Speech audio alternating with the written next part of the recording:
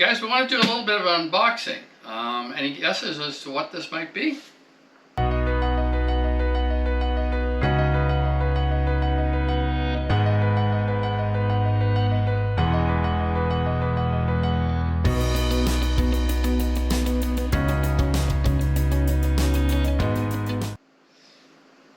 Bigger than a bread box. It's to do with laminating. And what we're actually going to do is start doing some vacuum bagging. So I purchased this vacuum pump. It's made by a company called GAST. And well, let's just open it up. I'll let our presenter open it up.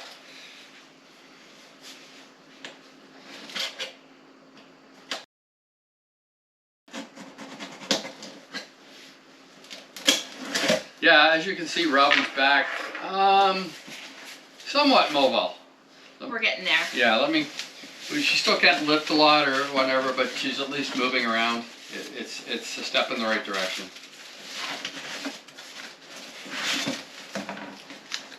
So here's what it looks like, and we're gonna, you gonna tip it? Okay.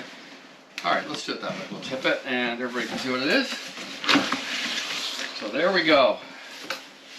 Let Robin kind of move that to the side there. So there's our little pump, brand new. And this is an oilless pump, because we were afraid that we didn't want to get any oil in the air while we're doing our vacuum bagging and then cause an issue with our layout. All right, so here's the little pump. I took the tags and everything off it. I'm going to give you guys a little bit of a view around it. It is actually, I looked online at these quite a bit, and you really don't have an idea of the physical size, but it is relatively small.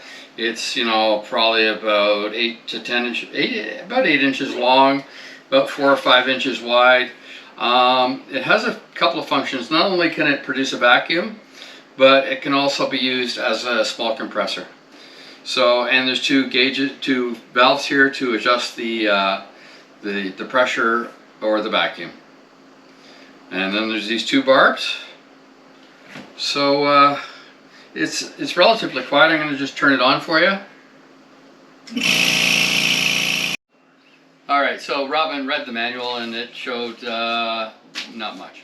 So anyways, we've figured out that that one is the vacuum side. This is the sucky side. And this is the blowy side. Pressurized side, yes. Sucky So we're blowy. really not concerned about the pressurized side at this point, although I do wonder if it might find other uses going forward. Eventually. So I went down to Noah's the other day, Friday, and I've purchased some other stuff to help us with the vacuum bagging process. That includes the vacuum tubing. It's a very hard tubing because of course you wouldn't want it to be able to collapse under the vacuum. A vacuum valve. So the way this works is you separate the two pieces and you put your bagging film between there and put a hole in it and then put this back on. We'll get into that as we learn exactly what we're doing ourselves. So the first thing we have to put down would be the peel ply. So let's say we have the lamination all set up to go. That's our first step, is the peel ply. Right, Robin? Yes. So, how about we have a... Is that our deck, Robin? Yes, that's our deck. What's that second one? Okay. So I'm assuming you guys can see this. Let's put it over here so it's out of the way. Maybe Robin could explain. So that's our deck. Let's say we have our fiberglass down and ready to cure. Mm-hmm. The next step would be to put down the peel ply. Following the peel ply would be the breather. The breather material. And the breather basically allows the air, or in this case the vacuum, to suck the air evenly across the whole area of that lamination. On top of that would go the vacuum bag. So there's our vacuum bagging film. So that's basically the procedure. Now to stick this vacuum bagging film around the edge, we've got this vacuum sealant tape. That's it, vacuum sealant tape. We were just looking up all the names of this actually before we went on camera to kind of explain it. We've never done this before. Yeah. So what we're going to try tonight is just to set up a vacuum bag, with, of course, without any lamination, just to see how all this works, because you wouldn't want to start laminating everything and then try to set up the vacuum bag for the first time. So normally you would seal around the deck with the vacuum tape, and then you would apply the vacuum film to it with, of course, the peel ply and vacuum breather material underneath it. So, but today, because we don't really have, you need a non-porous substrate to adhere to. Otherwise, the vacuum would just try to breathe right through the wood or whatever it might be. In our case, the Coosa core on the boat. So that's the plan. We're going to try and just see what happens when we try to set this up. But because we don't have that substrate, what we're going to do is we're going to use vacuum bagging film on both sides. So we're going to put some vacuum bagging film down on the surface. Then we're going to put the sealant tape around the perimeter of that, and then we're going to put the peel ply, the breather material, and the vacuum bagging material on top. We're just going to do a small section, maybe 1 foot by 1 foot. And we're going to end up making an actual bag to stick it in, since this is a porous material. So we'll do some of this off camera. We're going to just cut the material, and then we'll be back with you guys. Alright, so we've spent a few minutes making up kind of a mock layout. So what we've done is we've put the what's this called? The film? Vacuum bagging film. The vacuum bagging film on the plywood.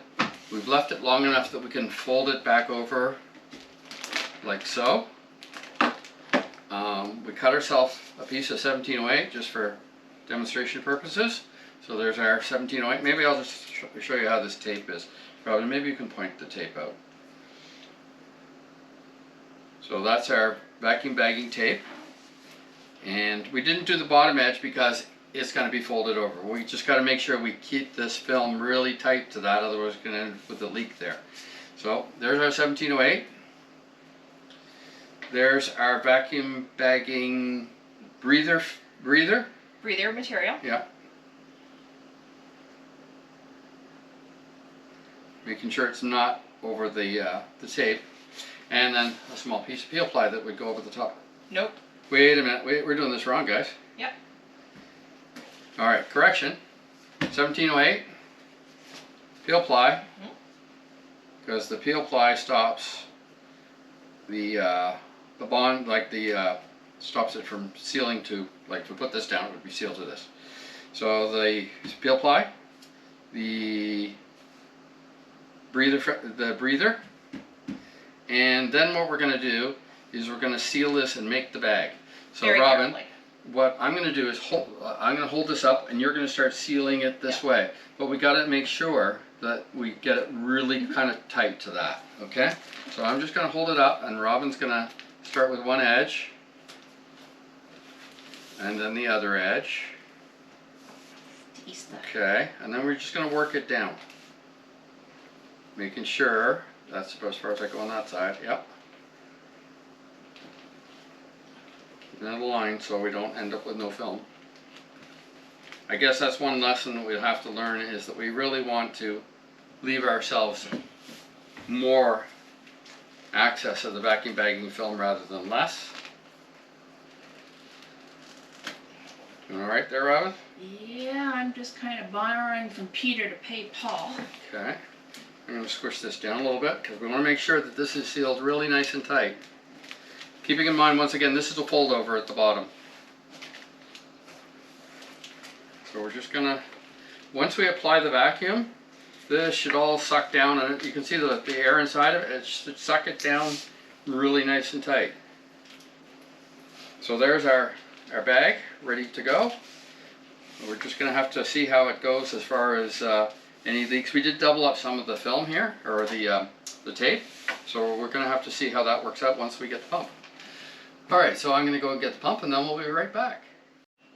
Alright guys, we're back. We've got this all sealed up as you saw before, and now we've got the vacuum pump and the hose attached to our mock-up. So here we go, let's see what happens.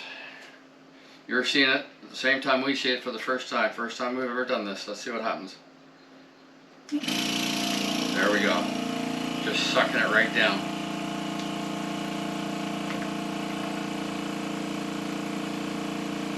The reason for that, Robin, is if you go to the other side, it's actually sucked. Oh yeah. Really, really tight. Yeah, it is. You can put your fingers right underneath there, and we're reading almost 25 inches of mercury. So that's basically the pump's rating. I think we're good there. We could probably see if we can get that a little bit better.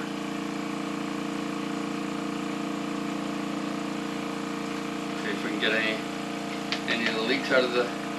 But this is pretty solid. Like it sucked the film and everything down to, I don't know what that would be in terms of thickness, but it's pretty thin, isn't it? A millimeter or two. Yeah. So that would be the plan. We'd lay this up, we'd put the tape around, and you can see how dense that would be. That would be fabulous, and that's the goal, because I don't want to do a lot of fairing on the outside of the hull. This is the reason I've really started with this, is I want to keep the lamination on the outside of the hull as compact as possible, so as you're going down the hull, we're not going to have to build up towards the top. We're going to fair this as little as we can to kind of keep to the original contours. But that's the plan. Did you want to say something there, Robin? Yeah, just so you can kind of see, it was quite thick to start with, and it is probably less than a millimeter after we've applied the suction. The other thing to keep in mind is that normally the bagging film would not be on the other side. It would be the fiberglass laminate or the CUSA. Now in the case of the CUSA, we're going to have to put down a coat of epoxy just to seal it, so that if there's any porosity in the CUSA, that doesn't allow the air to escape.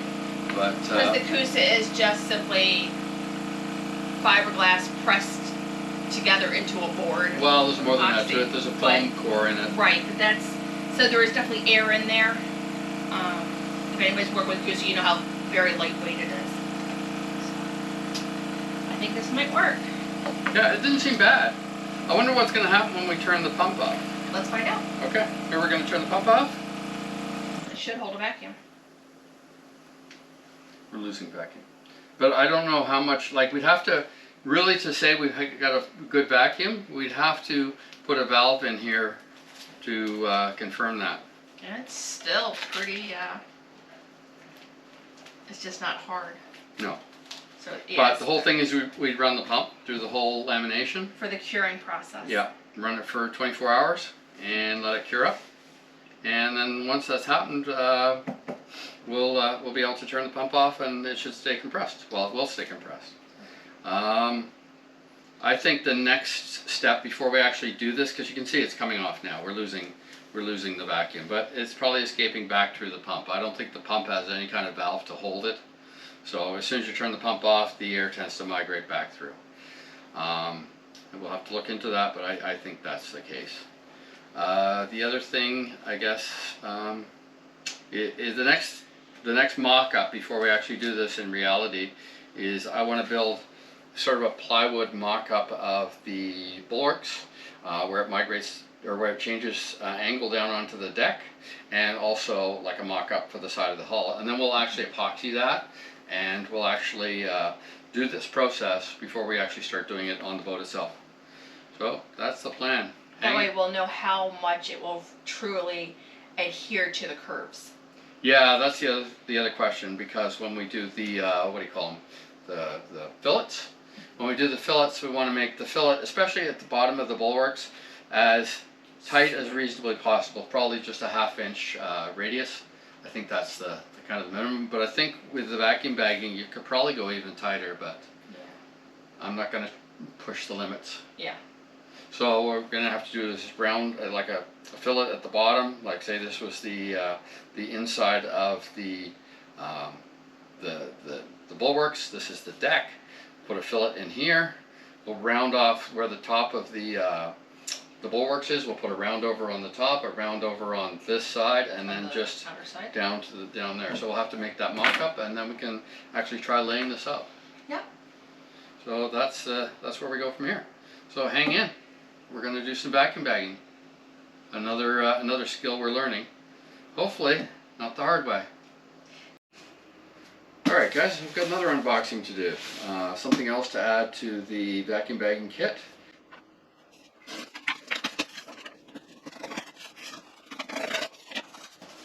And here it is, or at least part of it. So that's the pot. There's some hoses there. And a lid. So the whole idea of this device is to stop the resin going into the pump. I had some concerns about that, you know, because the vacuum is sucking the resin towards the pump. I wanted to stop just in case we would get too much resin flowing out of the lamination and making its way back to the pump. So I was actually asking somebody from another YouTube channel that I know is using the vacuum bagging technique, John from Living for Sale, and he suggested a vacuum trap. So I've ordered this, and actually I'll include a link to John's channel in the description, and he's got some interesting stuff. He's doing some interesting stuff with his boat, so yeah, I'll provide you guys with a link for that. He's got some interesting interviews and some really different stuff.